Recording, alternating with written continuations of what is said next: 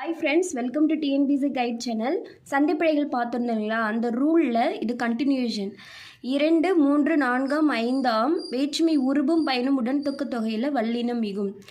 2ஆம் வேற்றுமை உருபு நம்மளுக்கு ஐன்னு தெரியும். தண்ணீரை குடம் அப்படின்னு வராது. தண்ணீர் குடம்,